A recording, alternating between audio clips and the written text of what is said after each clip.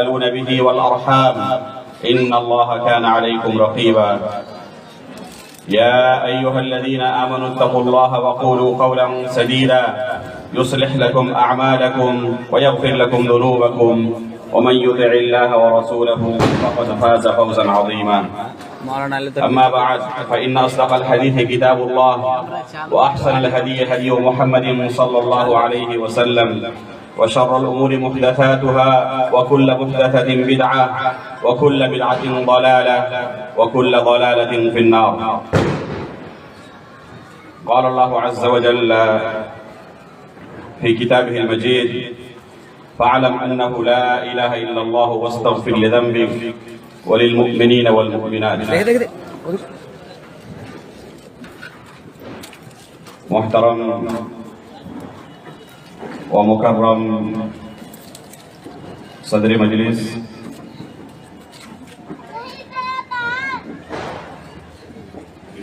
میرے دینی و ملی بھائیوں اور پردہ نشین ماں و بہنوں، اللہ رب العالمین کا ہم پر بہت بڑا احسان اور کرم ہے کہ اللہ رب العالمین نے یہاں پر ہمیں اکٹھا ہو کر دین کی کچھ باتیں سننے اور سیکھنے کا موقع عنایت فرمایا ہے۔ اللہ رب العالمین سے ہم دعا کرتے ہیں کہ اللہ رب العالمین یہ مجلس مبارک مجلس بنائے، بابرکت مجلس بنائے۔ جو کچھ ہم یہاں سنیں ان پر عمل کرنے کی ہے، اللہ ہمیں توفیق عطا فرمائے۔ بہت مبارک ہیں وہ لوگ جنہوں نے اس مجلس کو قائم کرنے میں اپنی محنت صرف کی، اپنا تعاون صرف کیا۔ اللہ رب العالمین سے ہم دعا کرتے ہیں کہ ان کے اندر اخلاص عطا فرمائیں اور مسلسل اس طرح کی دینی مجالس قائم کرنے کی انہیں توفیق عطا فرمائے۔ محترم حاضرین، جیسے کہ آپ نے سنا، آپ کے سامنے جس موضوع پر مجھے بات کرنی ہے وہ ہے دین کی بنیادی باتیں۔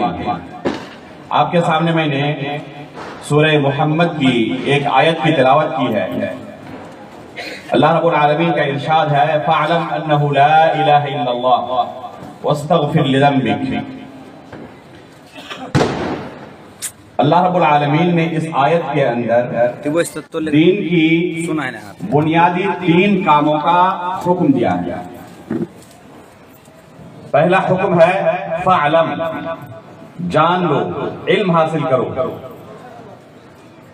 دوسرا حکم ہے أَنَّهُ لَا إِلَهَ إِلَّا اللَّهُ، کہ اللہ رب العالمین کے سوا کوئی برحق معبود نہیں، کوئی عبادت کا مستحق نہیں۔ اور تیسرا ہے وَاسْتَغْفِرْ لِذَنبِكَ، اور اپنے گناہوں کی اللہ رب العالمین سے بخشش طلب کرتے رہو، معافی طلب کرتے رہو۔ یہ تینوں مسائل، یہ تینوں احکام بہت ہی اہمیت کے حامل ہیں۔ یہ دین کی بنیاد ہے۔ اگر یہ 3 چیزیں ہماری حیات میں، ہماری زندگی میں موجود ہیں تو ہم بڑے خوش نصیب ہیں۔ لیکن اگر ان 3 چیزوں میں سے کوئی بھی ایک چیز ہماری زندگی سے ختم ہو جائے تو وہیں سے ہماری گمراہی شروع ہو جائے گی، دنیا بھی برباد ہو جائے گی، آخرت بھی برباد ہو جائے گی۔ سب سے پہلا حکم اللہ رب العالمین نے اس آیت کے اندر کیا دیا؟ فَعْلَمْ، علم حاصل کرو، کیونکہ بغیر علم کے نہ دنیا کا کوئی کام کرنا ممکن ہے، نہ آخرت کا کوئی کام کرنا ممکن ہے، نہ دین کا کوئی کام کرنا ممکن ہے، نہ دنیا کا کوئی کام کرنا ممکن ہے۔ ہر کام کے کرنے کے لیے علم کا ہونا ضروری ہے۔ امام بخاری رحمہ اللہ کتاب العلم کے اندر، اپنی صحیح میں، صحیح بخاری کے اندر کتاب العلم کے اندر باب قائم کرتے ہیں، باب العلم قبل القول والعمل، کہ علم یہ قول اور عمل سے پہلے ہے۔ آپ کسی کو دین کی 2 باتیں کہنا چاہتے ہیں، دین سکھانا چاہتے ہیں، یا دین کا کوئی عمل کرنا چاہتے ہیں، نماز پڑھنا چاہتے ہیں، روزہ رکھنا چاہتے ہیں، حج کرنا چاہتے ہیں، کوئی عبادت انجام دینا چاہتے ہیں تو اس سے پہلے علم حاصل کرنا ضروری ہے. بغیر علم کے کوئی عمل کرنا ممکن نہیں ہے. آپ لوگوں میں سے اکثر و بیشتر کسی پیشے سے جڑے ہوئے ہوں گے, کوئی کام کرتے ہوں گے. جو بھی آپ کام کرتے ہو, چاہے کپڑا بننے کا کام کرتے ہو, کپڑے کی سلائی کا کام کرتے ہو, اور بھی کوئی کام کرتے ہو, پہلے آپ نے اس کام کو اچھی طرح سیکھا ہے. جس میدان میں بھی آپ جڑے ہوئے ہیں, پہلے آپ نے اس کے تعلق سے اچھی طرح سے علم حاصل کیا ہے, جانکاری حاصل کی ہے, پریکٹس کی ہے. اس کے بعد آپ اس لائق ہوئے ہیں کہ اس میدان میں آگے بڑھ سکیں. اسی طرح کا معاملہ دین کا معاملہ ہے. یہ ممکن ہی نہیں ہے کہ بغیر کسی علم کے, بغیر پریکٹس کے, بغیر اس میدان میں ایک مدت تک لگائے ہوئے آپ اس لائق ہو جائیں, اہل ہو جائیں کہ آپ دوسروں کو دین کی تعلیم دے سکیں یا صحیح طریقے سے عمل کر سکیں. اس لیے ہم روزانہ 5 وقت کی نماز پڑھتے ہیں. بغیر سورہ فاتحہ کے نماز مکمل نہیں ہوتی. جیسے کہ اللہ کے رسول صلی اللہ علیہ وسلم نے فرمایا, لا صلاۃ الا بفاتحۃ الکتاب, سورہ فاتحہ کے بغیر نماز نہیں ہوتی. ہر رکعت میں سورہ فاتحہ میں اللہ رب العالمین سے ہم کیا دعا کرتے ہیں؟ اهدنا الصراط المستقیم صراط الذین انعمت علیہم غیر المغضوب علیہم ولا الضالین.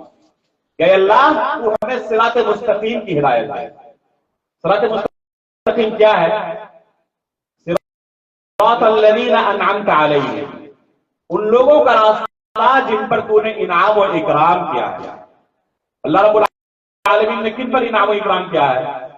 نبیوں پر, صدیقین پر, شہداء پر, صالحین پر. یہ وہ لوگ ہیں جن کے اوپر اللہ رب العالمین نے انعام و اکرام کیا ہے.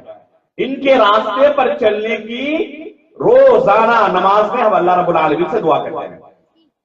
آگے کیا کہتے ہیں؟ غیر المغضوب علیہم, ہمیں ان لوگوں کا راستہ نہ دکھا جن پر تیرا غضب نازل ہوا ہے. ولا الضالین, اور نہ ان کا راستہ دکھا جو گمراہ ہو چکے ہیں. ظالم سے مراد کون ہے اور مغضوب علیہم سے مراد کون ہے؟ آپ قرآن کی تفسیر اٹھائیں, کوئی بھی تفسیر آپ پائیں گے کہ مغضوب علیہم سے مراد یہود ہے جن کے اندر علم کافی تھا لیکن عمل نہیں تھا.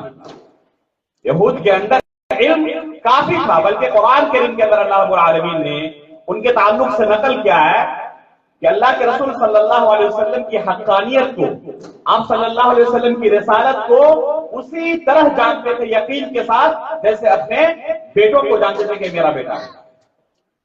اس کے باوجود علم رہنے کے باوجود عمل نہیں کرتے تھے. علم کی کوئی کمی نہیں تھی یہود کے اندر, علم بہت زیادہ تھا لیکن علم کے مطابق عمل نہیں تھا. ہم دعا کرتے ہیں کہ اللہ رب العالمین ہمیں ایسے لوگوں کا راستہ نہ دکھا جن کے پاس علم تو ہو لیکن علم کے مطابق عمل نہ ہو. اور ظالم سے مراد کون ہے؟ گمراہ لوگوں سے مراد کون ہے؟ جن کے پاس علم نہیں ہوتا, عمل بہت ہوتا ہے. بلا علم عمل کرتے ہیں. نماز پڑھنے کا طریقہ صحیح سے پتا نہیں, روزہ رکھنے کا طریقہ صحیح سے پتا نہیں, حج کرنے کا طریقہ صحیح سے پتا نہیں, زکات کے مسائل کا علم نہیں, وضو کا طریقہ صحیح سے پتا نہیں, توحید کسے کہتے ہیں, شرک کسے کہتے ہیں, کیسے ہم اللہ رب العالمین کو راضی کر سکتے ہیں, ایمان کے کتنے ارکان ہیں, اسلام کے کتنے ارکان ہیں. یہ دین کی بنیادی باتیں ہیں جن کا ہمیں علم نہیں, لیکن عمل کرتے ہیں. ظاہر سی بات ہے کہ جب بلا علم عمل کریں گے تو غلطی ہوگی. جب دنیا کا کوئی چھوٹا سے چھوٹا کام بغیر علم کے کرنا ممکن نہیں ہے تو کیا دین کے یہ مسائل بغیر علم کے صحیح طریقے سے ان اعمال کو انجام دینا ممکن ہے؟ ظاہر سی بات ہے کہ ممکن نہیں ہے. اس لیے دین کی ان بنیادی باتوں کا سیکھنا ہر شخص کے لیے ضروری ہے. اتنا علم حاصل کرنا ہر بندے کے لیے ضروری ہے جس سے وہ مسلمان باقی رہ سکے, اسلام سے خارج نہ ہو جائے. وہ امور جن سے ایک شخص دائرہ اسلام سے خارج ہو جاتا ہے ان میں سے علماء نے بیان کیا ہے الاعراض عن الدین, دین سے اعراض کرنا, ایک دم بالکل غفلت اور لاپرواہی برتنا, کوئی اس سے سروکار ہی نہیں، دین کا زندگی میں کوئی حصہ نہیں، نہ وہ پہلے سے اس کے پاس علم ہے اور نہ سیکھنے کی کوشش کرتا ہے، بلکہ اگر سکھانے کی کوئی کوشش کرے، علماء اس کے پاس جائیں، پھر بھی علمی مجلس میں بیٹھتا نہیں، سیکھنے کی کوشش نہیں کرتا۔ اگر اسے پوچھا جائے وضو کیسے کرتے ہیں، پتہ نہیں، نماز کیسے پڑھتے ہیں، پتہ نہیں، ظہر کی نماز کتنی رکعت ہے، مغرب کی کتنی رکعت ہے، جمعہ کی نماز کتنی رکعت ہے، جنازہ کی نماز کیسے پڑھنی ہے، عید کی نماز کیسے پڑھنی ہے، اسے خبر ہی نہیں۔ ماہ رمضان میں کھا رہا ہے، پی رہا ہے، جب اسے کہا جائے اس مہینے میں روزہ رکھنا ہے، اسے پتہ ہی نہیں کہ ایک مہینے کا روزہ رکھنا ہم پر واجب ہے، فرض ہے۔ کیا ایسا شخص مسلمان ہو سکتا ہے؟ ایسا شخص مسلمان نہیں ہو سکتا۔ ابھی جو میں نے خطبہ مسنونہ کے اندر آپ کے سامنے 3 آیتوں کی تلاوت کی، ان میں سے ایک آیت کیا ہے؟ فَلَا تَمُوتُنَّ إِلَّا وَأَنْتُمْ مُسْلِمُونَ۔ یہ خطبہ ہر جمعہ کے خطبے میں ہم سنتے ہیں، جو خطبہ مسنونہ میں نے ابھی آپ کے سامنے پڑھا، ہر جمعہ کے اندر یہ خطبہ ہم سنتے ہیں، یہ 3 آیتیں ہم سنتے ہیں۔ یا ایھا الذین آمنوا اتقوا اللہ حق تقاتہ ولا تموتن الا وانتم مسلمون، کہ اے لوگوں، اے ایمان والو، اللہ رب العالمین سے ڈرو جیسے کہ اس سے ڈرنا چاہیے، اور کوشش کرو کہ جب بھی تمہاری وفات ہو، جب بھی اس دنیا سے تم رخصت ہو، تو ایمان کی حالت میں تمہاری وفات ہو، اسلام کی حالت میں وفات ہو۔ ایسا نہ ہو کہ اس دنیا سے رخصت ہو گئے اور اس وقت تم مسلمان نہیں تھے، دائرہ اسلام سے خارج ہو چکے تھے۔ اگر تمہاری یہ حالت ہوئی تو آخرت کے اندر تمہیں نجات نہیں ملے۔ اس لیے دین کے ان بنیادی مسائل کا علم حاصل کرنا ہر شخص پر ضروری ہے۔ کوئی یہ نہیں کہہ سکتا کہ میں تو عالم دین نہیں تھا، میں تو کسی مدرسے میں داخلہ نہیں لیا تھا، کسی استاد کے پاس جا کر پڑھنے کی میرے پاس فرصت نہیں تھی، اس لیے مجھے وضو کا طریقہ نہیں پتا، نماز کا طریقہ نہیں پتا، روزے کا طریقہ نہیں پتا، کن چیزوں سے روزہ ٹوٹ جاتا ہے، کن چیزوں سے وضو ٹوٹ جاتا ہے، بلکہ کن چیزوں سے اسلام ٹوٹ جاتا ہے، اس کا ہمیں علم نہیں ہے، اور عذر یہ پیش کرے کہ تو میں عالم دین نہیں تھا۔ کیا ایسا بندہ اللہ رب العالمین کے پاس اس طرح کا عذر پیش کر کے بچ سکتا ہے؟ میرے بھائیو، معاملہ بڑا سنگین ہے اگر ہمارے پاس دین کا بنیاد علم نہ رہے۔ اس لیے دین کے بنیاد علم کو حاصل کرنے کی کوشش کریں، جب بھی کوئی دینی مجلس قائم ہو وہاں پر حاضر رہنے کی کوشش کریں۔ اگر آپ دینی مجلسوں میں مسلسل حاضر رہتے ہیں تو صرف حاضر ہونا ہی انشاءاللہ کافی ہوگا آپ کے ان مسائل کے سیکھنے کے لیے۔ علماء مسائل کا تذکرہ کرتے رہتے ہیں۔ دیکھیے آج ماشاءاللہ کتنی بابرکت مجلس سجی ہے، اس طرح کی مجلسوں میں آپ گھنٹہ 2 گھنٹہ اگر لگاتے ہیں، ہمیشہ اس طرح کی مجلسیں نہیں ہوتی، ہفتے میں 1 مرتبہ ہو گئی، مہینے میں 1 مرتبہ، 2 مہینے 1 مرتبہ، تو اپنا وقت نکال کر جس طرح دوسرے کاموں کے لیے وقت نکالتے ہیں اس کے لیے بھی وقت نکالیں، اور دین کی بنیادی باتوں کو سیکھنے کی کوشش کریں۔ اس سے کیا ہوگا؟ دینی بیداری ہوگی، دین کے بنیادی مسائل کا علم ہوگا، اور جب دین کا علم آپ کے پاس آئے گا تو یقیناً عبادت کے اندر لذت محسوس ہوگی۔ عبادت کے اندر لذت ہمیں کیوں محسوس نہیں ہوتی؟ کیونکہ ہمیں پتہ نہیں رہتا کہ ہم عبادت کیسے کر رہے ہیں۔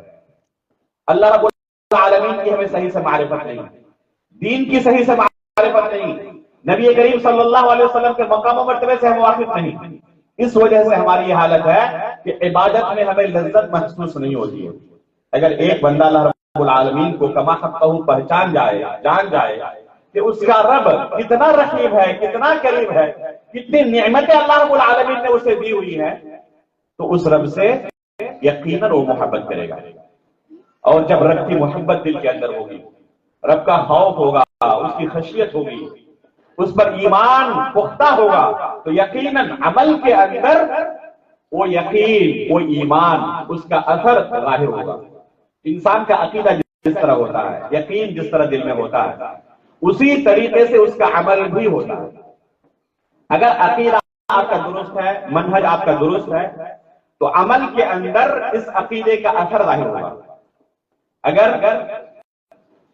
آپ کے دل میں یقین ہو کہ جس کمپنی میں آپ کام کرتے ہیں، آپ کی کمپنی کا مالک اور باس ابھی آدھے گھنٹے کے بعد آنے والا ہے اور چیک کرنے والا ہے کہ کون صحیح سے ڈیوٹی کر رہا ہے، کون نہیں کر رہا ہے، کیا کوئی بھی ورکر اس کمپنی کا اس وقت غفلت کے ساتھ بیٹھا رہے گا؟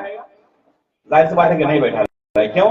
کیونکہ اگر مالک نے اس حالت میں اسے پکڑ لیا کہ وہ سو رہا تھا، روم میں کام نہیں کر رہا تھا، تو اسے ڈیوٹی سے نکال سکتا ہے.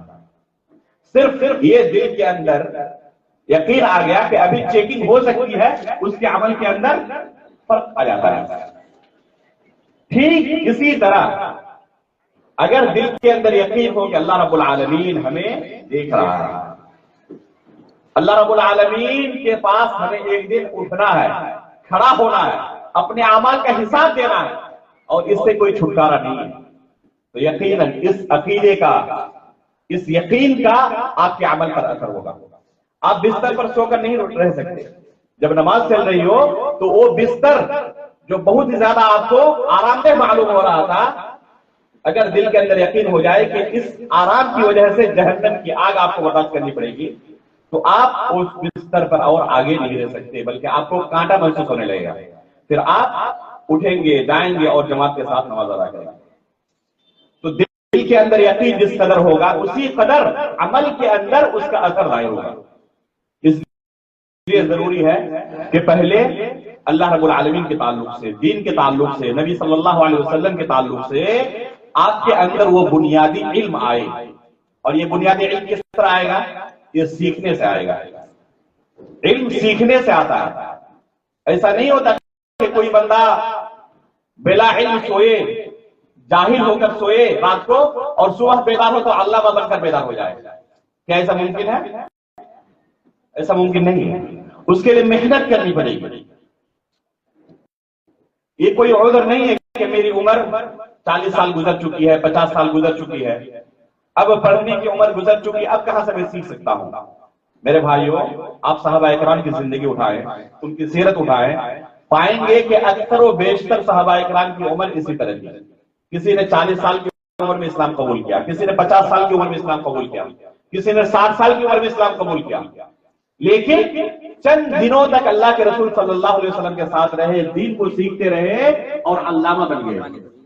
دور دراز کے علاقوں میں دین کی نشر و اشاعت کے لے گئے، اور اس طریقے سے دین کی نشر و اشاعت کی، اور ان کی قربانی کے نتیجے میں آج یہ دین ہم تک پہنچا ہے.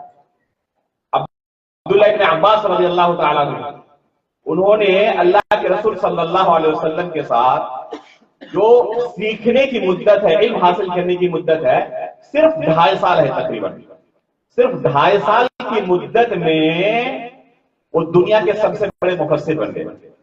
اللہ کے رسول سے صرف 2.5 سال انہوں نے تعلیم حاصل کی. لیکن ظاہر سی بات ہے کہ جس طرح تعلیم حاصل کرنی چاہیے اس طرح حاصل کی. آج ہم کیا چاہتے ہیں؟ ہمارے ہاتھ میں موبائل ہے، اس میں انٹرنیٹ ہے، ڈیٹا بھی کافی الحمدللہ موجود ہے. کسی مسئلے کی ضرورت پڑی تو مفتی انٹرنیٹ سے پوچھنے لگے، مفتی گوگل سے پوچھنے لگے، وہیں پہ لکھا اور وہیں پہ مفتی صاحب نے جواب دے دیا. وہیں سے ہم عالم بن گئے، خود بھی عمل کر لیے، ضرورت پڑی تو خود مفتی بن کر دوسروں کو فتوا بھی دینے لگے، اور کچھ دنوں کے بعد خود عالم بن کر، داعی، مفتی، مبلغ بن کر لوگوں کے سامنے کھڑے بھی ہونے لگے. ایسا ہوتا نہیں ہوتا؟ ہمیں اتنی توفیق نہیں ہوتی کہ علماء کے پاس جائیں، بیٹھیں اور ان سے علم حاصل کریں. ایک واقعہ آپ کو سناتا ہوں کہ یہ دین ہم تک کیسے پہنچا ہے، اور صحابہ اکرام کے لیے، صحابہ اکرام نے اس کے لیے کتنی قربانی دی ہے، تب یہ دین ہم تک پہنچا ہے. اور اس تعلق سے صحابہ اکرام کتنے حساس تھے کہ دین کا ہمیں علم حاصل کرنا ہے، صحیح جواب تلاشنا ہے. اگر پتا چلے کہ فلاں عالم کے پاس، بہت بڑے عالم ہے کسی دوسرے شہر میں، ان کے پاس جانا ہے، ان کا وقت لینا ہے. اگر وہ مشغول ہے، وہ ظاہر سی بات ہے کہ ایسے لوگ مشغول ہوتے ہیں، ان کے ایک ایک منٹ کی قیمت ہوتی ہے. ہمیں صبر کرنا ہے، اور صبر کر کے ان سے دین سیکھنا ہے. ایک صحابی کا واقعہ سنیں. اللہ کے رسول صلی اللہ علیہ وسلم ہجرت کر کے مدینہ تشریف لا چکے ہیں. ابھی وہ مکہ میں ہے، ابھی وہ ہجرت نہیں کیے ہیں. ایک خاتون ان کے گھر آتی ہے اور کہتی ہیں کہ میں نے آپ کو اور آپ کی بیوی کو دونوں کو دودھ پلایا ہے. اس حساب سے دونوں کیا ہوئے؟ یہ میاں بیوی رضائی بھائی بہن ہو گئے. اور اللہ کے رسول کی حدیث ہے کہ جس طرح نسبی رشتہ حرام ہے، اسی طرح رضائی رشتہ بھی حرام ہے. جس طرح اپنی بہن سے شادی کرنا جائز نہیں، اپنی ماں سے شادی کرنا جائز نہیں، اپنی پھوپھی سے شادی کرنا جائز نہیں، اسی طرح اگر کسی خاتون سے دو اجنبی لوگوں نے دودھ پیا ہو، ایک لڑکے اور ایک لڑکی نے، دونوں کا نسبی کوئی رشتہ نہیں ہے، لیکن ایک ہی خاتون سے دونوں نے دودھ پیا ہو، تو یہ دونوں کیا ہو جائیں گے؟ رضائی بھائی بہن ہو جائیں گے۔ ان دونوں کی آپس میں شادی کبھی جائز نہیں ہوگی۔ جس طرح اپنے سگے بھائی سے پردے کی ضرورت نہیں ہوتی، اپنے سگے والد سے پردے کی ضرورت نہیں ہوتی، اسی طرح اس رضائی بھائی سے بھی پردے کی ضرورت نہیں ہے۔ جس طرح آپ کا سگا بھائی ہے، اسی طرح وہ رضائی بھائی بھی ہے۔ اب یہ خاتون آ کر کیا دعویٰ کر رہی ہے کہ میں نے آپ کو اور آپ کی بیوی کو دونوں کو میں نے دودھ پلایا ہے، یعنی آپ دونوں کا اب آپس میں میاں بیوی بن کر، شوہر اور بیوی بن کر رہنا جائز نہیں ہے۔ شریعت نے گواہی کے معاملے میں ہمیں کیا قاعدہ سکھایا ہے؟ سورہ بقرہ کی آخری صفحے سے پہلے والے صفحے کو آپ کھولیں، یا ایھا الذین آمنوا اذا تداینتم بدین الی اجل مسمى فاکتبوہ۔ یہ قرآن کی سب سے لمبی آیت ہے، پورے ایک صفحے میں ایک آیت ہے۔ اس آیت کے اندر اللہ رب العالمین نے گواہی کے اصول و ضابطے کو بیان کیا ہے۔ اس میں کیا بیان کیا اللہ رب العالمین نے؟ کہ دو لوگوں کی گواہی ضروری ہے کسی فیصلے کو کرنے کے لیے، بغیر دو لوگوں کی گواہی کے کوئی فیصلہ نہیں کیا جائے گا۔ اگر دو لوگ موجود نہ ہیں، دو مرد موجود نہ رہے، تو اگر عورتیں ہیں تو دو عورت ایک مرد کے بالمقابل ہوں گے۔ اگر مرد نہیں ہے، ایک مرد صرف ہے اور کوئی ایک عورت ہے، تو یہاں پر فیصلہ نہیں کیا جائے گا۔ ایک مرد کے بالمقابل دو عورتیں ہوں گی، تب یہ فیصلہ کیا جائے گا۔ اور یہاں پر دعویٰ کرنے والی، گواہی دینے والی کون ہے؟ صرف ایک عورت ہے، بس صرف ایک عورت ہے، دو بھی نہیں، کوئی مرد بھی نہیں۔ ہم میں سے کوئی ہوتا تو مفتی گوگل سے فوراً پوچھتا کہ گواہی کے معاملے میں کتنے لوگ کی گواہی قبول ہوگی، اور فوراً خود مفتی بن کر عمل کرنے لگتا۔ وہ صحابی اکیلے مکہ میں نہیں تھے، اور بھی دوسرے صحابہ کرام موجود تھے۔ ایسا نہیں کہ اپنے پاس ہی پڑوس میں کسی عالم سے جا کر، کسی صحابی سے جا کر یہ مسئلہ پوچھنا اور گھر میں جا کے بیٹھے رہیں اور ان کے ساتھ ازدواجی زندگی جاری رکھیں۔ ایسا انہوں نے نہیں کیا۔ اس میں ہمارے لیے بہت بڑا درس ہے کہ دین کے مسائل سیکھنے کے لیے کس قدر صبر کی ضرورت ہے، اور کہاں سے علم حاصل کیا جائے گا۔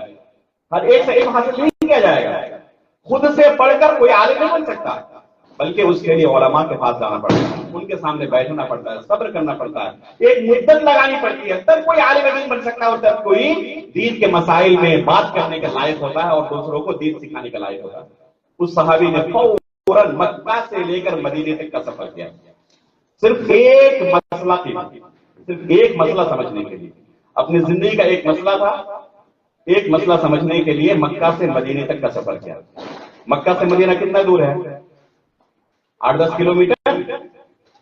آج کے زمانے میں بھی مکہ سے مدینے کی مسافت تقریباً 450 کلومیٹر ہے۔ آج کے زمانے میں بھی، جب راستے ہموار ہو چکے ہیں، کہیں پہاڑ پڑا سامنے، اس پہاڑ کو کھود کر سعودی حکومت نے راستہ بنا دیا۔ کتنے آپ کو ایسے ٹنل ملیں گے، نفق ملیں گے، یعنی پہاڑ کو کھود کر راستے بنائے گئے ہیں۔ ظاہر سی بات ہے کہ اس زمانے میں اس طرح کی چیزیں نہیں تھی، اس پہاڑ کو گھوم کر جانا پڑتا۔ تو آج کا وہ 450 کلومیٹر آپ سمجھ سکتے ہیں کہ اس زمانے میں کتنا کلومیٹر رہا ہوگا۔ آج کی طرح راستے ہموار نہیں تھے کہ صبح بیٹھا اے سی والی کار میں اور دوپہر تک، شام تک پہنچ گیا، بلکہ کئی دن تک سفر کرنا پڑتا۔ آج کی طرح سواریاں نہیں تھی، کسی کے پاس اونٹ، کسی کے پاس گھوڑے، اور کسی کے پاس کچھ بھی نہیں، تو کیا کرتے؟ پیدل ہی سفر کرتے۔ اللہ اکبر۔ ہم سوچ بھی نہیں سکتے کہ کسی ایک دینی مسئلے کو سیکھنے کے لیے اس طرح محنت کی جا سکتی ہے۔ وہاں سے سفر کر کے اللہ کے رسول کے پاس آئے اور اللہ کے رسول صلی اللہ علیہ وسلم کے سامنے اس مسئلے کو دریافت کیا کہ اللہ کے رسول، ایک خاتون ہے جو دعویٰ کر رہی ہے کہ میں نے آپ کو اور آپ کی اہلیہ کو، آپ کی بیوی کو، دونوں کو میں نے دودھ پلایا۔ تو اللہ کے رسول صلی اللہ علیہ وسلم فرماتے ہیں کیف وقد قیل، جب یہ خاتون دعویٰ کر رہی ہے تو تم کیسے اس خاتون کے ساتھ رہ سکتے ہو، اس بیوی کے ساتھ رہ سکتے ہو جو تمہاری رضائی بہن ہو سکتی ہے۔ دیکھیں، اگر خود اپنے دماغ سے وہ فیصلہ کرتے ہیں، یا آج کے زمانے کے مفتی انٹرنیٹ اور مفتی گوگل سے اگر پوچھتے تو اسی بیوی کے ساتھ رہتے اور زندگی بھر بدکاری کرتے رہتے۔ اللہ کے رسول کے پاس آئے، ایک عالم دین، ایک مسئلے کو جس ناحیے سے دیکھ سکتا ہے، ایک عام آدمی کتابوں سے علم حاصل کرنے والا اس درجے تک پہنچ ہی نہیں سکتا۔ ان کے پاس ظاہری 2-3 حدیثیں اور آیتیں ہوتی ہیں۔ ایک عالم دین اگر خاموش بھی رہتا ہے کسی مسئلے میں، گفتگو نہیں کرتا، اپنی زبان نہیں کھولتا، اور ایک دوسرا شخص جو اس مسئلے میں بول رہا ہے اس شخص سے لاکھوں گنا زیادہ اس کے پاس علم ہوتا ہے۔ ان کو پتا ہوتا ہے کہ اس مسئلے کے اندر کتنی دلیلیں ہیں، کتنے اقوال ہیں، ان دلیلوں کی حالت کیا ہے۔ اس وجہ سے اس نتیجے پر وہ پہنچ نہیں پا رہا، اسے ڈر محسوس ہوتا ہے کہ کہیں ایسا نہ ہو کہ میری زبان سے کوئی ایسی بات نکل جائے جو حقیقت میں اللہ کی شریعت نہ ہو۔ یہ خشیت، یہ خوف شریعت کو بیان کرنے کے تعلق سے ایک غیر عالم کے اندر کبھی آ ہی نہیں سکتی۔ خود اللہ رب العالمین نے قرآن کریم کے اندر اسے بیان کیا ہے، انما یخشی اللہ من عبادہ العلماء، کہ حقیقت میں خشیت، خوف اللہ رب العالمین کی شریعت بیان کرتے وقت ان کے پاس ہوتی ہے، اللہ رب العالمین سے حقیقت میں ڈرنے والے علماء ہوتے ہیں۔ جب تک آپ ایک لمبی مدت تک کتاب و سنت کو نہیں پڑھیں گے، معتبر مشائخ کے پاس، علماء کے پاس نہیں بیٹھیں گے، یہ خشیت نہیں آتی۔ اس لیے آپ دیکھتے ہوں گے کہ جو بڑے علماء ہوتے ہیں دین کے مسائل کو کسی سوال کا جواب دیتے ہوئے کانپتے ہیں، تھر تھر کانپتے ہیں، ہر سوال کا جواب نہیں دے پاتے۔ اور جو بردرس ہوتے ہیں جو ایک لائن دیکھ کر کوئی حدیث نہیں پڑھ سکتا، اگر اس میں اعراب نہ لگا ہوا ہو تو پڑھ بھی نہیں سکتا وہ، اور کوئی ایسا سوال نہیں جس کا جواب نہ ہو، بلکہ لوگوں سے سوال طلب کرتے ہیں اور جواب دیتے ہیں۔ تو میرے بھائیوں، دین سیکھنے کا یہ طریقہ نہیں ہے۔ صحابہ کرام کی زندگی میں ہمارے لیے نصیحت ہے، وہاں سے آئے اور اللہ کے رسول صلی اللہ علیہ وسلم سے صرف ایک مسئلے کا دریافت کیا، اور اللہ کے رسول صلی اللہ علیہ وسلم سے جیسے جواب ملا فوراً انہوں نے اپنی بیوی کو طلاق دے دی اور ایک دوسرے شخص نے اسے شادی کی۔ یہ ہے دین کی اہمیت۔ ظاہر سی بات ہے کہ جس کے پاس جس چیز کی جو اہمیت ہوگی اسی قدر اس پر وہ محنت کرے گا اور اسی قدر اس پر اپنا مال بھی خرچ کرے گا۔ چونکہ ہمارے پاس دین کی اہمیت سب سے کم ہے، اس لیے ہم اس کے لیے سب سے کم وقت نکالتے ہیں اور اس کے لیے خرچ بھی سب سے کم کرتے ہیں۔ بہت بھاری لگتا ہے جب ہمیں دین کے نام پہ کچھ خرچ کرنا پڑتا ہے، حالانکہ بہت سارے لوگ ایسے بھی ہوتے ہیں جو دین کے نام پر لوٹنے کے لیے تیار رہتے ہیں، جو غیر شرعی جگہوں پر خرچ کرتے ہیں، مزاروں پر چادریں چڑھاتے ہیں، وہاں پر لوٹاتے ہیں۔ ظاہر سی بات ہے کہ یہ دین نہیں۔ اللہ رب العالمین کی شریعت کو اگر اس نے سمجھا ہوتا تو ان کا پیسہ بچ گیا ہوگا۔ لیکن آپ چلے جائیں کسی بھی مزار پر، دیکھیں کہ کتنے پیسے جمع ہوتے ہیں۔ ایک خاص موسم کے موقع پر چلے جائیں، کسی عرس کے موقع پر چلے جائیں، پیسہ گننے کے لیے لوگوں کو کرایہ دے کر رکھنا پڑتا ہے، تنخواہ دے کر رکھنا پڑتا ہے کہ پیسہ گنو۔ یہ پیسے کن کے ہوتے ہیں؟ ہمارے اور آپ کے پیسے بچے ہوتے ہیں۔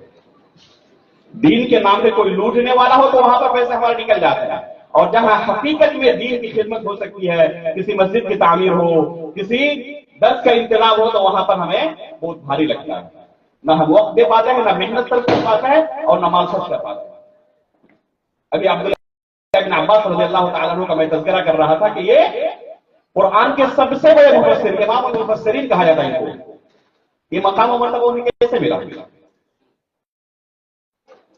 اللہ کے رسول صلی اللہ علیہ وسلم کے ساتھ بہت لمبی مدت انہوں نے نہیں گزار دی، صرف 2.5 سال کی مدت، لیکن اللہ کے رسول کے ساتھ ہمیشہ لگے رہے۔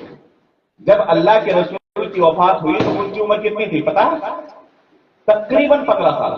ایک 15 سال کا بچہ تھا، یعنی تقریباً وہی 12 ساڑھے 12 سال کی عمر سے انہوں نے پڑھنا شروع کیا اللہ کے رسول کے پاس، اور 15 سال کی عمر میں اللہ کے رسول کی وفات ہو گئی۔ کیا استاد کی وفات ہونے کے بعد انہوں نے پڑھنا لکھنا چھوڑ دیا؟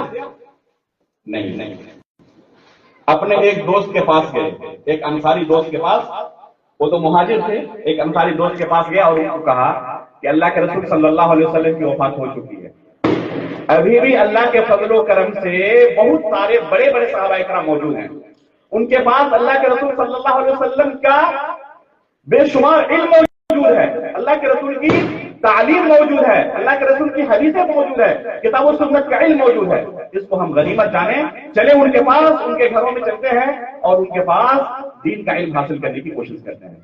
ان کے اس ساتھی نے کہا کہ بہت تعجب ہے آپ کے اوپر، آپ کو کیا لگ رہا ہے اتنے بڑے بڑے صحابہ کرام میں موجود ہیں تو کیا ان کو چھوڑ کر کوئی آپ کو دین کا مسئلہ پوچھنے کے لیے آئے گا؟ یہ اتنے بڑے بڑے علماء ابھی موجود ہیں، وہی کافی ہے امت کے لیے، ہمیں اور آگے پڑھنے کی ضرورت نہیں ہے۔ چنانچہ ان کے اس دوست نے کیا کی؟ معذرت کر لی. ابن عباس رضی اللہ تعالیٰ عنہ ان کی اس بات کو قبول نہیں کی بلکہ آگے بڑھتے رہے. چنانچہ خود فرماتے ہیں کہ دوپہر کے وقت مدینے کی تپتی دھوپ میں، آپ شمار کر سکتے ہیں جنہوں نے مکہ مدینے کا سفر کیا ہے، حج کیا، عمرہ کیا ہے، یا پھر کسی اور مناسبت سے وہاں کے موسم کے بارے میں وہ جانتے ہیں، تو اچھی طرح پتا ہوگا کہ گرمی کے دنوں میں مدینے کے اندر خصوصاً دوپہر کے وقت کس قدر دھوپ تیز ہوتی ہے. ایسا محسوس ہوتا ہے کہ یہ جسم جل جائے گا، آگ برس رہی ہے. جس طرح لو چلتا ہے نا، کیا تکلیف ہوتی ہے، وہ بھی پتھریلی زمین. فرماتے ہیں کہ میں صحابہ اکرام رضوان اللہ علیہم اجمعین کے گھر پر پہنچتا، چوکھٹ پر جا کر اپنی چادر ڈال دیتا اور پھر وہاں پر جا کر بیٹھے رہتا، دروازہ کھٹکھٹاتا نہیں. دیکھیں استاد کا ادب و احترام. آج علم سیکھنا ہو ہمیں، ایک مرتبہ ہم نے فون لگایا، استاد نے اٹھایا نہیں، بدنامی شروع کر دیتے ہیں، ان کے تعلق سے برائی کرنا شروع کر دیتے ہیں. وہ گئے ہیں دوپہر کے وقت علم سیکھنے کے لیے، اس کے باوجود استاد کا دروازہ کھٹکھٹا نہیں رہے ہیں. باہر آگ برس رہی ہے، اس قدر تپش ہے.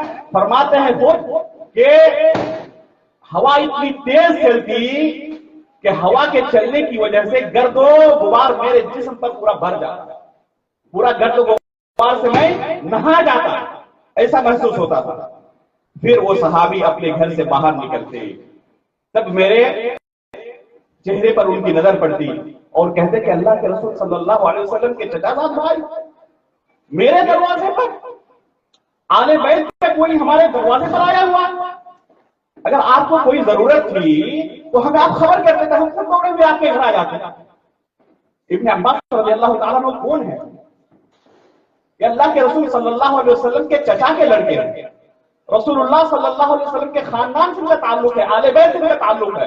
صحابہ کرام کس قدر آل بیت کا احترام کرتے تھے، اس کی عزت کرتے تھے. کہتے ہیں کہ اللہ کے رسول صلی اللہ علیہ وسلم کے خاندان کا کوئی آدمی ہمارے دروازے پر اس طرح بیٹھا ہوا ہے، آپ نے ہمیں خبر کی ہوتی ہے، ہم خود آپ کے پاس آ جاتے ہیں.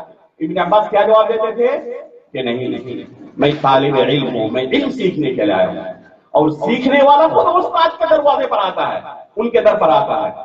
یہ ادب و احترام کے خلاف ہے کہ وہ استاد شاگرد کے پاس آیا اور ان کے گھر پر آ کر تعلیم لی.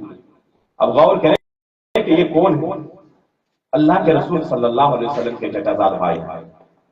ایسے ہی انہیں علم حاصل نہیں ہوا، اس طرح اساتذہ کے دروازے پر جا کر گھنٹوں تک بیٹھتے رہتے، گرمی برداشت کرتے رہتے، گرد و غبار برداشت کرتے رہتے.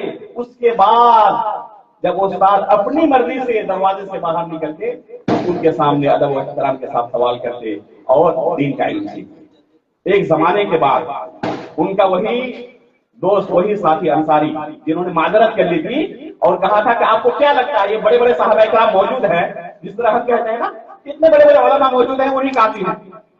ابن عباس رضی اللہ تعالیٰ نے اس چیز کو سمجھا تھا کہ آج اللہ کے رسول کی وفات ہوئی ہے، کل اور کسی صحابی کو وفات ہو جائے گی، پرسوں کسی اور کسی صحابی کو وفات ہو جائے گی. ان علماء کے وجود کو ہم غنیمت سمجھے جب تک ہمارے درمیان موجود ہے. جب وفات ہو جاتی ہے تب ہم افسوس کرتے ہیں کہ ایک بہت بڑے عالم وفات ہو گئی اور اپنا علم لے کر قبر کے اندر چلے گئے. اس وقت ہم صرف لکھتے رہتے ہیں اور افسوس ظاہر کرتے رہتے ہیں، لیکن جب تک وہ ہمارے درمیان موجود ہوتے ہیں کیا ہم ان کی قدر کرتے ہیں؟ ان کے پاس جاتے ہیں، ان کا علم حاصل کرنے کی کوشش کرتے ہیں؟ ظاہر سی بات ہے کہ ان کی زندگی میں ان کی قدر نہیں کرتے. ابن عباس رضی اللہ تعالیٰ عنہ نے یہ نہیں کہا کہ یہ موجود ہے کبھی بھی سیکھ لیں گے، نہیں، فوراً اللہ کے رسول کی وفات کے بعد ان علماء کے پاس جاتے رہو، علم سیکھتے رہے. تب جا کر ان کے پاس علم کا پورا ذخیرہ آ گیا. عمر فاروق رضی اللہ تعالیٰ عنہ خلیفہ جب بنے، دوسرے خلیفہ ہے یہ، ابھی کتنی مدت گزری ہے؟ عمر فاروق رضی اللہ تعالیٰ عنہ کب خلیفہ بنے تھے؟ اللہ کے رسول صلی اللہ علیہ وسلم کی وفات کے بعد ابوبکر صدیق رضی اللہ تعالیٰ عنہ پہلے خلیفہ ہیں، جن کی مدت خلافت تقریباً صرف 2 سال ہے. اس کے بعد عمر فاروق رضی اللہ تعالیٰ عنہ خلیفہ بنتے ہیں. اپنے دور خلافت میں اس چھوٹے بچے کو، جن کی عمر ابھی کتنی ہے، 20 سال کے آس پاس، صرف ہر ایک کے گھر میں اس طرح کے بچے ہوتے ہیں.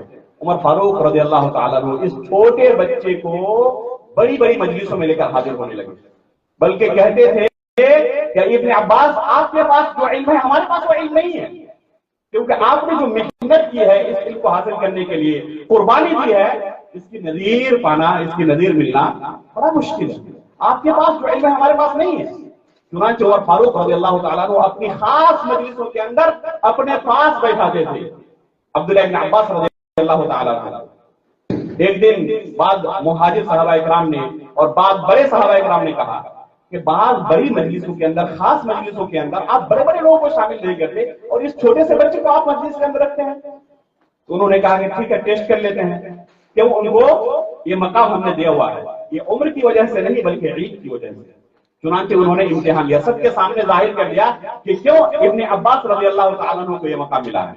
چنانچہ انہوں نے امتحان لیا اور کہا اذا جاء نصر اللہ والفتح ورأيت الناس يدخلون في دين الله افواجا، یہ جو سورہ ہے اس سورے سے آپ لوگ کیا سمجھتے ہیں؟ اس کا جو ظاہری معنی تھا سب نے بیان کیا، جیسے ہم کرتے ہیں نا فوراً ترجمے قرآن اٹھاتے ہیں، ترجمے والی کوئی کتاب اٹھاتے ہیں اور فوراً ترجمہ کیا کہ ہاں اس کا یہ معنی۔ اگر علم حاصل کرنے میں کوئی محنت کسی نے نہ کی ہو، اساتذہ کے پاس نہ بیٹھا ہو، تو یہی حال ہوتا ہے۔ ابن عباس رضی اللہ تعالیٰ عنہ سے عمر فاروق رضی اللہ تعالیٰ عنہ نے پوچھا کہ اے بیٹے، جس طرح لوگوں نے اس سورے کو سمجھا ہے کیا آپ بھی اسی طرح سمجھتے ہو؟ دونوں نے کہا نہیں، اس میں اللہ رب العالمین نے نبی صلی اللہ علیہ وسلم کے وفات کی خبر دی۔ اللہ اکبر۔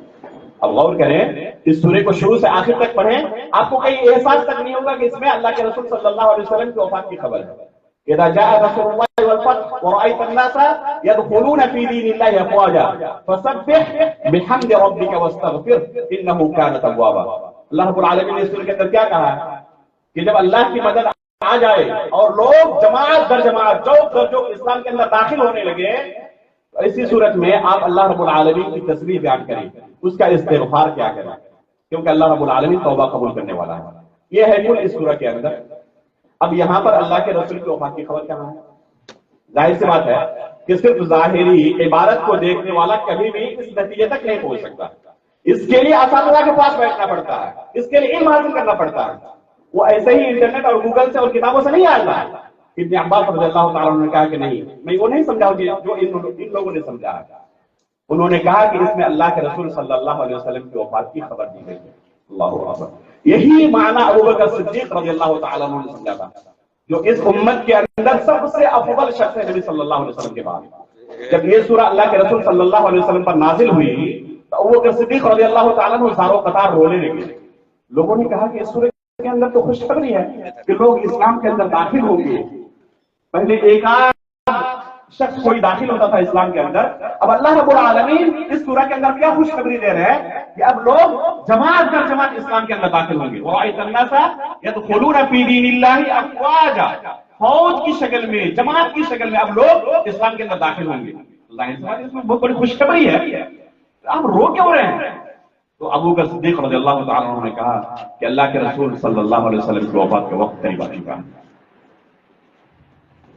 انہوں نے فوراً سمجھا کہ اللہ کے رسول صلی اللہ علیہ وسلم کو اللہ رب العالمین نے ایک مشن کے تحت بھیجا ہے، ایک مقصد کے تحت لوگوں کے اندر بھیجا ہے۔ کس کام کے لیے؟ دین کی نشر و اشاعت کے لیے، دین سکھلانے کے لیے اللہ کے رسول صلی اللہ علیہ وسلم کو اللہ رب العالمین نے بھیجا ہے۔ جب یہ مقصد پورا ہو گیا تو ظاہر سی بات ہے کہ اللہ کے رسول اب اور دنیا میں نہیں رہنے والے، اور خود اللہ تعالیٰ نے اس آیت کے اندر آخر میں کیا کہا؟ فَسَبِّحْ بِحَمْدِ رَبِّكَ وَاسْتَغْفِرْهُ۔ اللہ کے رسول اب اللہ کی تسبیح بیان کرنا شروع کر دیں، استغفار کرنا شروع کر دیں۔ اور صحابہ کرام نے اچھی طرح دیکھا تھا کہ اللہ کے رسول صلی اللہ علیہ وسلم جب بھی کوئی نیک عمل ہوتا ختم کرتے تو کس چیز سے ختم کرتے تھے؟ استغفار سے ختم کرتے تھے۔ نماز پڑھ رہے ہیں، نماز سے سلام پھیرنا ہو، کیا پڑھ کر سلام پھیرتے ہیں؟ اللہم انی ظلمت نفسی ظلما کثیرا فاغفر لی مغفرۃ من عندک وارحمنی انک انت الغفور الرحیم۔ نماز ختم کرنے کس چیز سے؟ استغفار سے۔ جو آیت میں نے تلاوت کی تھی شروع میں نا، یاد ہے آپ لوگوں کو؟ فَعَلَمْ أَنَّهُ لَا إِلَهَ إِلَّا اللَّهُ وَاسْتَغْفِرْ لِذَنبِكَ۔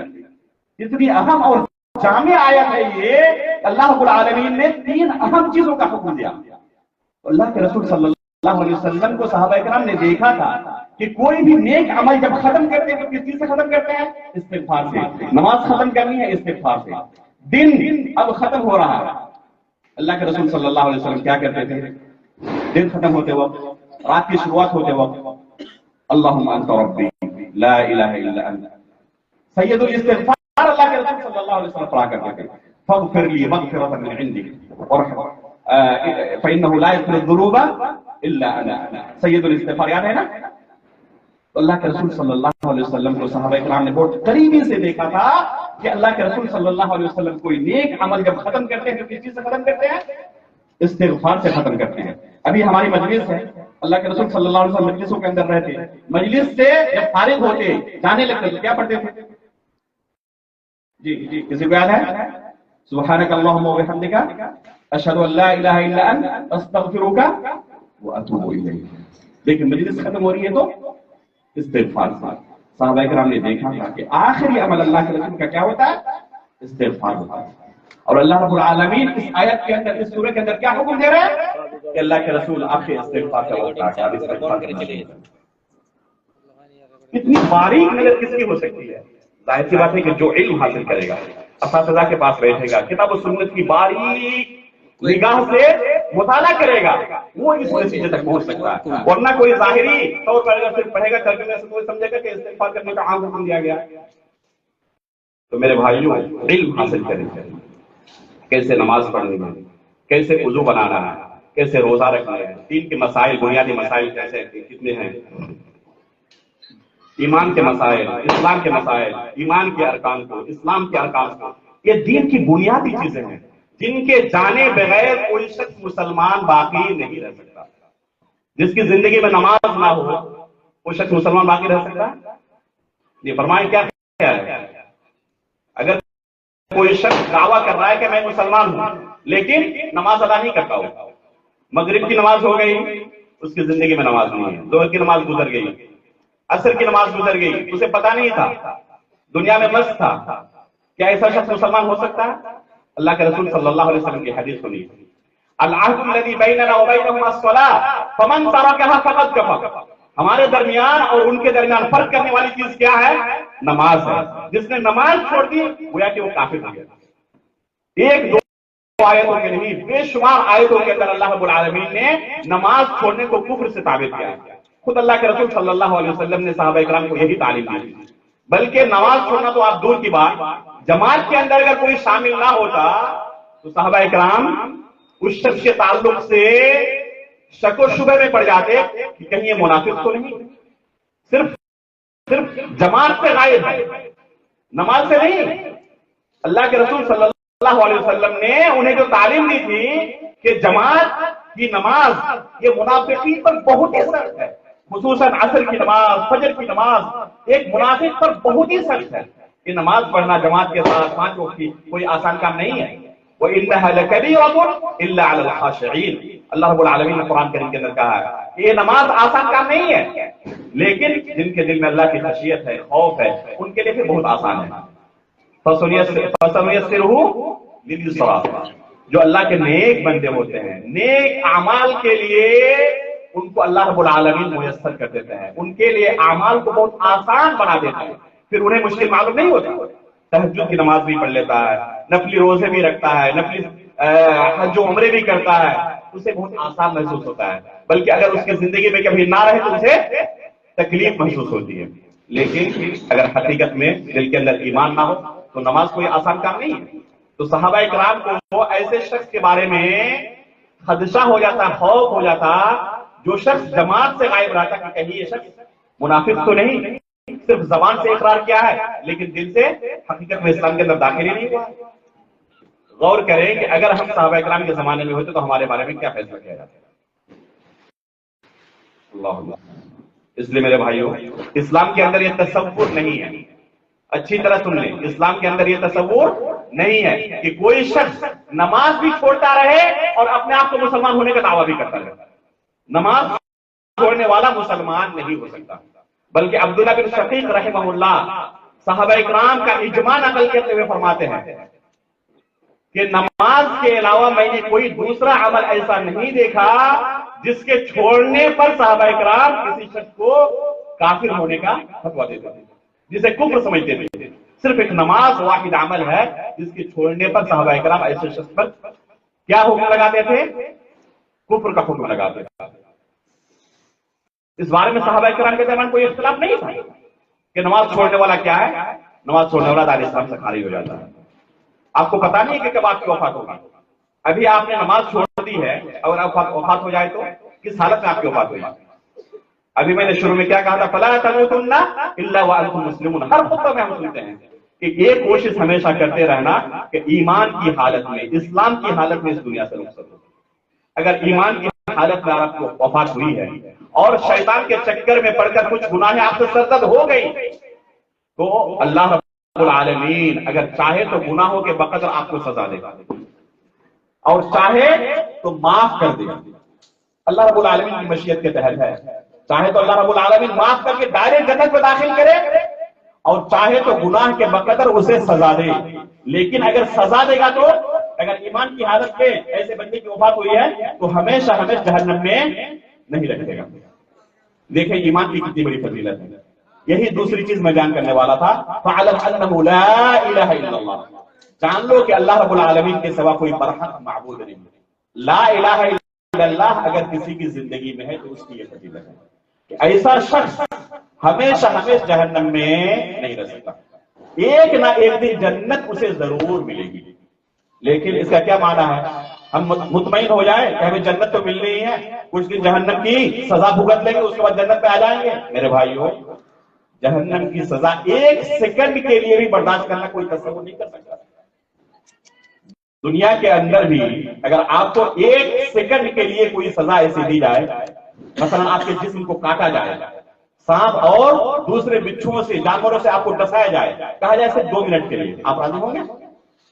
برداشت کر سکتے ہیں؟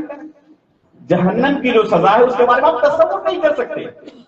اللہ کے رسول صلی اللہ علیہ وسلم سے پوچھا گیا اپنے چچا ابو طالب کے بارے میں کہ آپ کے اس چچا نے آپ کی بہت خدمت کی، زندگی بھر آپ کی خدمت میں لگے رہے. دیکھیں کہ لا الہ الا اللہ کی فضیلت کتنی ہے اور کتنا اہم کلمہ ہے اور ہماری زندگی میں اس کی کیا اہمیت ہے. یہ اللہ کے رسول صلی اللہ علیہ وسلم کی خدمت کرنے والے ہیں. ہم عام لوگوں کی خدمت کر کے کیا سوچتے ہیں کہ ہم بہت بڑے متقی ہیں.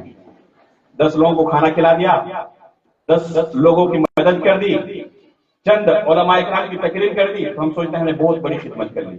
یہ کون ہے خدمت کرنے والے؟ اللہ کے رسول کے چچا ہیں، رشتہ دار ہیں. اور خدمت کن کی کر رہے ہیں؟ اللہ کے رسول صلی اللہ علیہ وسلم کی خدمت کر رہے ہیں. اس روئے زمین پر سب سے افضل شخص بنی آدم کے سردار کی خدمت کر رہے ہیں. لیکن یہ تمام خدمتیں، یہ تمام نیک اعمال ایک طرف، صرف ایک نیک عمل ان کی زندگی میں نہیں تھا. کیا تھا وہ؟ لا الہ الا اللہ. فعلم انہ لا الہ الا اللہ. یہ لا الہ الا اللہ اگر زندگی میں نہ رہے تو اس کا خسارہ کتنا ہے؟ رب کی جنت مل سکتی. اگر لا الہ الا اللہ زندگی میں ہے تو کبھی نہ کبھی جنت ضرور ملے گی. لیکن اگر لا الہ الا اللہ کی زندگی میں نہیں، ایمان کی حالت پر آپ کی وفات نہیں ہوئی، جس وقت آپ کی وفات ہوئی آپ دائرہ اسلام سے خارج ہو چکے تھے، ایسی صورت میں رب کی جنت نہیں مل سکتی. لا الہ الا اللہ کو آپ نے توڑ دیا. جس طرح وضو کرتے ہیں نا تو کچھ اعمال ایسے ہیں جیسے ہوا خارج ہو جائے، کوئی شخص پیشاب پاخانہ کرے تو اس سے وضو کیا ہوتا ہے؟ ٹوٹ جاتا ہے. اب وضو کرنے کے بعد اگر کوئی حمام چلا جائے، پیشاب پاخانہ کرے تو کیا اس پہلے وضو سے نماز پڑھ سکتا ہے؟ اس کی نماز ہو جائے گی؟ اس کی نماز نہیں ہوگی، کیونکہ اس کا وضو کیا ہو چکا ہے؟ ٹوٹ چکا ہے. اسی طرح اسلام کا معاملہ ہے. کسی کی زندگی میں شرک ہو، کفر ہو، کسی کی زندگی میں جادو ہو، اس جادو کو بہت سارے لوگ ہلکے میں لیتے ہیں، سوچتے ہیں کہ یہ کوئی معمولی سا گناہ ہوگا. میرے بھائیوں، یہ جادو کفر ہے. جادو سیکھنا، سکھانا کفر ہے. یہ اسلام سے انسان خارج ہو جاتا ہے، دائرہ اسلام سے خارج ہو جاتا ہے. اس طرح کا کوئی بھی عمل جس سے کوئی شخص دائرہ اسلام سے خارج ہو جائے تو اگر اس کی وفات اس حالت میں نہیں ہوئی ہے کہ وہ مسلمان تھا، دائرہ اسلام سے خارج ہو جائے تو اسے رب کی جنت نہیں مل سکتی. لیکن اگر وہ لا الہ الا اللہ کو اپنی زندگی میں باقی رکھے، اسے ٹوٹنے نہ دے، تو اللہ رب العالمین کی جنت اسے ضرور ملے گی. اگر اس کے پاس گناہیں ہیں تو گناہوں کے بقدر ہو سکتا ہے اللہ رب العالمین سے سزا دے گا. اگر سزا دے تو ہمیشہ ہمیں جہنم میں نہیں رکھے گا. لا الہ الا اللہ کی برکت سے ایک نہ ایک دن ضرور اسی جنت میں. لیکن ظاہر سی بات ہے کہ اللہ رب العالمین چاہے تو سزا بھی دے سکتا ہے، چاہے تو معاف بھی کر سکتا ہے. اللہ رب العالمین سے دعا کرتے ہیں کہ اللہ رب العالمین معاف کر دے اور جہنم کے عذاب سے ہم سب کو بچائے اللہ رب العالمین. اللہ رب العالمین کا فضل بہت وسیع ہے. آمین کہیں. ہو سکتا ہے کہ یہی دعا کی قبولیت کا وقت ہو اور اللہ رب العالمین ہماری دعا قبول کر لے. اللہ رب العالمین ہم تمام لوگوں کو جہنم کے عذاب سے بچائے.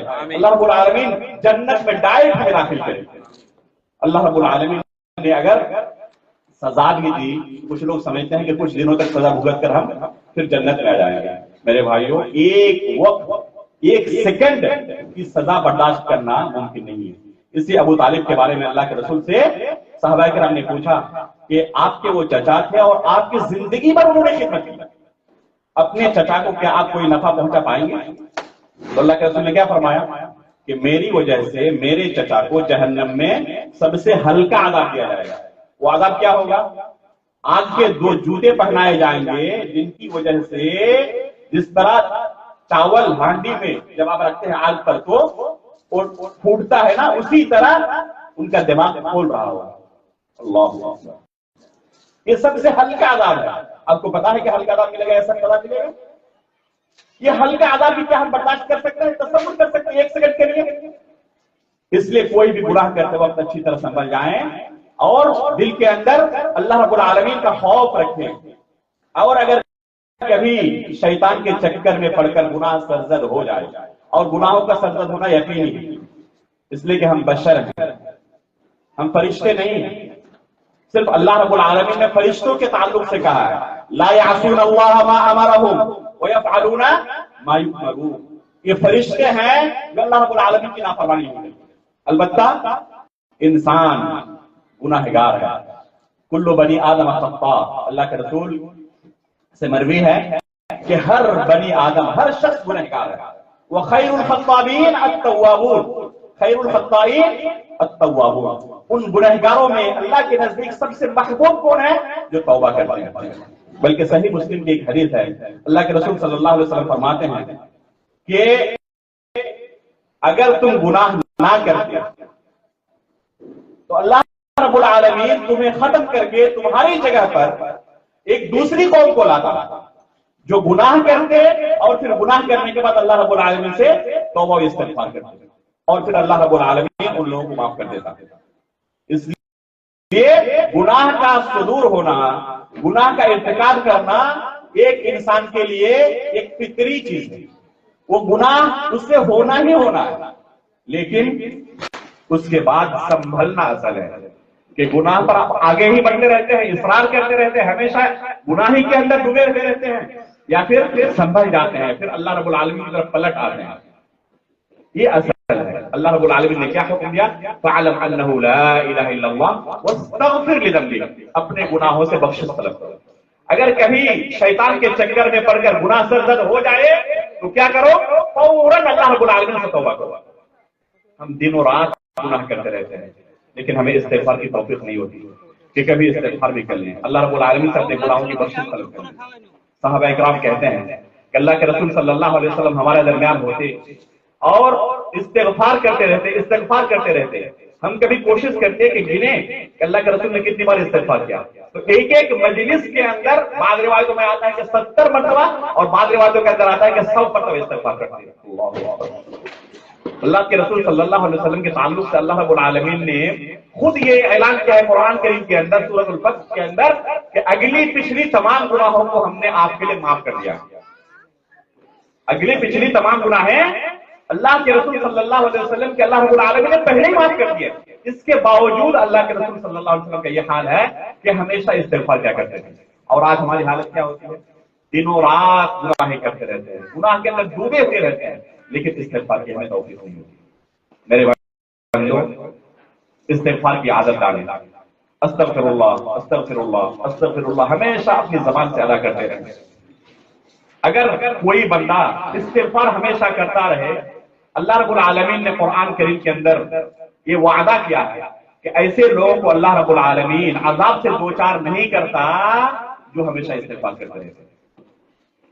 یہ جو اللہ رب العالمین کی طرف سے ہمیشہ ہمارے اوپر عذابیں آتی رہتی ہیں. اس کی بہت بڑی وجہ کیا ہے کہ ہم گناہوں کے اندر ڈوبے ہوئے بھی رہتے ہیں اور غافل بھی رہتے ہیں. استغفار نہیں کرتے. اگر استغفار کے نتیجے ہوتے تو ہمارے اوپر عذاب نہیں آ سکتا. یہ استغفار سے دور ہونے کا نتیجہ ہے کہ ہمارے اوپر اس طرح کا عذاب ہے. اللہ کے رسول صلی اللہ علیہ وسلم فرماتے ہیں کہ ایسے لوگوں کے لیے خوشخبری ہے، ایسے لوگوں کے لیے خوشخبری ہے جو قیامت کے دن اپنے نامہ اعمال میں بہت زیادہ استغفار پائے گا. اور ایک دوسری روایت میں ہے کہ قیامت کے دن سب سے زیادہ خوش بخت کون شخص ہوگا؟ وہ شخص جس کے نامہ اعمال میں بہت زیادہ استغفار ہوگا. اللہ رب العالمین قیامت کے دن ہر شخص کو نامہ اعمال دے گا. جو کچھ ہم نے دنیا میں کیا ہے سب کچھ اس میں درج ہوگا. فرشتے ہمیشہ لکھ رہے ہیں جو کچھ ہم کر رہے ہیں، سب کچھ فرشتے نوٹ کر رہے ہیں. فَمَن يَعْمَلْ مِثْقَالَ ذَرَّةٍ خَيْرًا يَرَهُ وَمَن يَعْمَلْ مِثْقَالَ ذَرَّةٍ شَرًّا يَرَهُ. اگر خیر کا ایک ذرہ برابر بھی ہم نے کام کیا ہے، ذرہ جانتے ہیں کیا کہتے ہیں؟ ذرہ کہتے ہیں گرد و غبار جو بہت باریک ہوتے ہیں، ننگی آنکھوں سے دکھائی نہیں دیتے. کب دکھائی دیتے ہیں؟ جب سورج کی روشنی بہت تیزی کے ساتھ دیوار کی سوراخ سے آئے تو وہاں پر ہمیں وہ ذرے نظر آتے ہیں. دیکھا نہیں دیکھا آپ لوگوں نے؟ جیسے دوپہر کے وقت کسی دیوار میں کوئی سوراخ ہو اور وہاں سے سورج کی روشنی کمرے کے اندر داخل ہو رہی ہو تو آپ دیکھے ہوں گے کہ وہاں پر کچھ ذرے گرد و غبار آپ کو اڑتے ہوئے نظر آتے ہیں. وہ گرد و غبار ہر جگہ ہے، ابھی آپ کے سامنے بھی موجود ہے، لیکن کیا آپ دیکھ پا رہے ہیں؟ ننگی آنکھوں سے اس روشنی سے جو اللہ نے ہماری آنکھوں کے اندر روشنی دی ہے، اس کے اندر وہ طاقت نہیں ہے کچھ کے ننگی آنکھوں سے آپ دیکھ سکیں. اس ذرے کے برابر بھی اگر کسی نے نیکی کی ہوگی تو اسے بھی دیکھے گا، اور کسی نے اگر گناہ کیا ہوگا تو اسے بھی دیکھے گا. اس کے اندر جہاں گناہ سے بچنے کی تاکید ہے وہیں پر نیکی کرنے کے اندر رغبت بھی ہے. بہت سارے لوگ صدقہ و خیرات کے بعد میں سوچتے ہیں کہ میرے پاس صرف 1 روپیہ ہے، لوگ 10,000 20,000 اور 50,000 دے رہے ہیں اور میں 1 روپیہ دینے میں شرمندگی محسوس ہو رہی ہے، لوگ کیا کہیں گے؟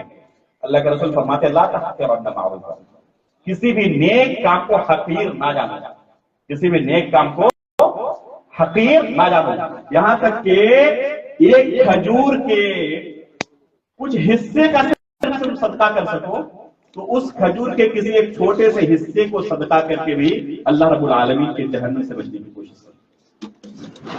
اس لیے میرے بھائیو جو کچھ اللہ رب العالمین نے آپ کو استطاعت دی ہے، ایک چھوٹا سے چھوٹا نیکی کا کوئی کام کر سکتے ہیں آپ اگر تو اس نیکی کے کام سے پیچھے نہ ہٹیں.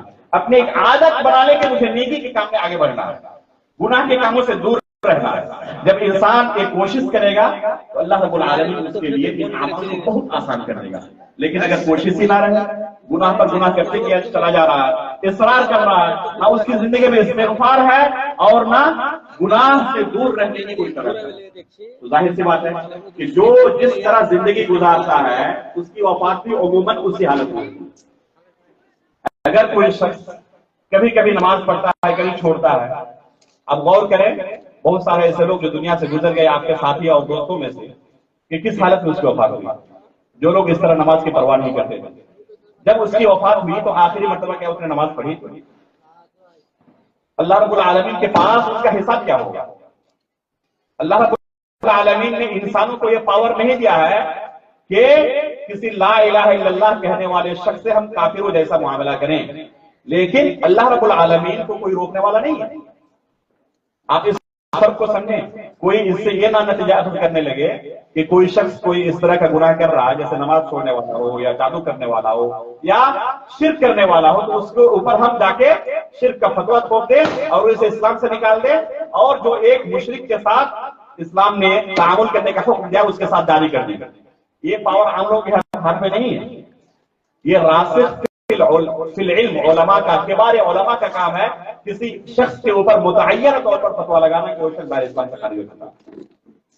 یہ علماء کا کام ہے، عام لوگوں کا کام نہیں ہے. عام لوگوں کو جس نے بھی لا الہ الا اللہ کا اقرار کیا ہے اس کے ساتھ مسلمانوں جیسا برتاؤ کرنا ہے. لیکن اللہ رب العالمین کو کوئی روک پائے گا؟ اللہ رب العالمین دلوں کے بھید تک کو بھی جانتا ہے. انہ علیم بذات الصدور، دلوں کے اندر کھٹکنے والی باتوں کو بھی اللہ رب العالمین جانتا ہے، اور اسی رب کے سامنے کھڑے ہو کر اپنے اعمال کا ہمیں حساب دینا ہے. اس لیے میرے بھائیوں کم از کم ان گناہوں سے بچنے کی ہر امکان کوشش کرے جن گناہوں کے کرنے کی وجہ سے ایک شخص دائرے اسلام سے خارج ہو سکتا ہے، بلکہ کسی بھی گناہ سے بچنے کی کوشش کریں۔ اور اگر کبھی شیطان کے چکر میں پڑ کر کبھی کوئی گناہ سرزد ہو جائے، فوراً توبہ کرے، فوراً استغفار کرے۔ توبہ کرنے کا طریقہ کیا ہے؟ توبہ کرنے کے بنیادی 3 اصول ہیں، اچھی طرح سمجھ لیں کہ کیسے توبہ کریں گے۔ اس کے بنیادی 3 شرطیں ہیں۔ پہلی شرط یہ ہے کہ اللہ رب العالمین کی رضامندی کے لیے اس گناہ کو پہلے چھوڑیں۔ ایسا نہیں ہو سکتا کہ گناہ بھی جاری ہے اور توبہ بھی زبان سے جاری ہے۔ مثلا کوئی شخص کسی کے گھر میں چوری کرنے گیا ہے اور پورا ٹرک لے کر گیا ہے کہ اس کے گھر سے پورا سامان صاف کرنا ہے، آدھا ٹرک بھرا ہے ابھی، اور توبہ بھی کر رہا ہے، استغفار بھی کر رہا ہے، اور چوری کر کے ٹرک میں مال بھی لاند رہا ہے۔ کیا کہا جائے گا؟ یہ استغفار ہے؟ یہ توبہ ہے؟ توبے کے لیے پہلی شرط کیا ہے کہ جس گناہ سے آپ توبہ کر رہے ہیں پہلے اس گناہ کو چھوڑیں۔ آپ گناہ جاری رکھے ہوئے ہیں اور توبہ بھی زبان سے کر رہے ہیں تو گویا کہ آپ اللہ رب العالمین سے کیا کر رہے ہیں؟ مذاق کر رہے ہیں۔ یہ توبہ نہیں، اس کو توبہ نہیں کہتے۔ توبے کی پہلی شرط یہ ہے کہ جس گناہ سے آپ توبہ کر رہے ہیں پہلے اس گناہ کو چھوڑیں۔ دوسری شرط یہ ہے کہ اپنی ندامت کا اظہار کریں، شرمندگی کا اظہار کریں۔ ایسا نہیں کہ اللہ رب العالمین کے سامنے ڈھٹائی کے ساتھ کہہ رہے ہیں، تکبر کے ساتھ کہ میں توبہ کر رہا ہوں۔ اس طرح توبہ نہیں ہوتی۔ آپ دنیا کے اندر بھی کسی سیٹ کے پاس، اپنی کمپنی کے مالک کے پاس کوئی سامان طلب کرنے کے لیے جاتے ہیں، چھٹی طلب کرنے کے لیے جاتے ہیں، تو کیا تکبر کے ساتھ جا کر اس سے چھٹی طلب کرتے ہیں کہ بہت ہی عاجزی انکساری کے ساتھ کرتے ہیں؟ تو ظاہر سی بات ہے کہ اپنے گناہوں پر اللہ رب العالمین سے آپ توبہ طلب کر رہے ہیں، آپ معافی طلب کر رہے ہیں، تو آپ کا اسلوب بھی، آپ کے جسم کی حالت بھی بیان کرے کہ آپ واقعی شرمندہ ہیں، گناہ آپ نے کر لیا ہے، شیطان کے چکر میں پڑ کر آپ سے گناہ سرزد ہو گیا ہے۔ اللہ رب العالمین کے سامنے روئیں، گڑ گڑائیں، اپنی ندامت کا، شرمندگی کا، پشیمانی کا اظہار کریں۔ یہ دوسری شرط ہے۔ اور تیسری شرط کیا ہے کہ مستقبل میں یہ گناہ نہیں کروں گا، یہ اللہ رب العالمین کے ساتھ وعدہ کریں۔ ایسا نہیں کہ چلو آج چوری کا کام پورا ہو گیا ہے، اب توبہ کر لیتے ہیں، کل پھر کریں گے، پھر بعد میں توبہ کر لیں گے۔ اس کو توبہ نہیں کہتے ہیں۔ جس وقت آپ توبہ کر رہے ہو اس وقت آپ کے دل میں کیا ہو کہ اب اس گناہ کو اور نہیں کرنا ہے۔ یہ 3 شرطیں ہوئی نا، یہ حقوق اللہ کے تعلق سے 3 شرطیں ہیں۔ اگر حقوق العباد کے تعلق سے ہے اس کا یہ گناہ کا تعلق، تو وہاں پر ایک چوتھی شرط ہے۔ چوتھی شرط کیا ہے؟ جس کا حق آپ نے مارا ہے وہ حق اسے واپس کریں۔ مثلا کسی کے گھر سے کوئی چوری کر کے لایا ہے، ایسا نہیں کہ توبہ کرنے کے بعد وہ چوری والا سامان آپ کے لیے حلال ہو گیا، بلکہ جس کا آپ نے حق مارا ہے اسے وہ حق واپس کر کے آئے، تب آپ کو مانا جائے گا کہ آپ نے صحیح طریقے سے توبہ کیا۔ آپ نے توبہ کیا، پھر گناہ سرزد ہو گیا تو پھر توبہ کرنا، لیکن توبہ کرتے وقت عزم مصمم ہو گیا اس گناہ کو اللہ رب العالمین میں نہیں کروں گا، وعدہ کر رہا ہوں۔ اگر کوئی بندہ حقیقت میں اس طرح اللہ رب العالمین سے توبہ کرتا ہے، سچی توبہ کرتا ہے، تو اللہ رب العالمین اگر زمین و آسمان بھر کر بھی وہ گناہ کرے تب بھی اللہ رب العالمین ایسے بندے کو کیا کرتا ہے؟ بخش دیتا ہے، معاف کر دیتا ہے۔ اس کے گناہوں کی طرف اللہ نہیں دیکھتا، اپنی رحمت کی طرف دیکھتا ہے، اور ایسے بندے کو بھی اللہ رب العالمین بخش دیتا ہے، معاف کر دیتا ہے۔ التائب من الذنب کمن لا ذنب له، گناہوں سے توبہ کرنے والا اسی طرح ہوتا ہے جیسے کبھی اس نے گناہ کیا ہی نہیں ہے۔ مجھے جو وقت دیا گیا تھا وہ وقت ختم ہو چکا ہے۔ اللہ رب العالمین سے دعا کرتا ہوں کہ جو باتیں ہم نے یہاں پر سنی اللہ رب العالمین ان پر عمل کرنے کی ہمیں توفیق عطا فرمائے۔ اللہ رب العالمین ہمیشہ نیکی کی طرف آگے بڑھنے اور گناہوں سے دور رہنے کی ہمیں توفیق عطا فرمائے۔ اگر کبھی شیطان کے چکر میں پڑ کر ہم سے کوئی گناہ سرزد ہو جائے تو اللہ رب العالمین ہمیں توبہ کرنے کی توفیق عطا فرمائے، استغفار کی توفیق عطا فرمائے۔ جب بھی ہماری وفات ہو ایمان کی حالت پر ہماری وفات ہو، اور نبیین، صدیقین، شہداء و صالحین کے ساتھ ہمارا حشر ہو۔ آمین تقبل رب العالمین وصلی اللہ علی نبینا محمد۔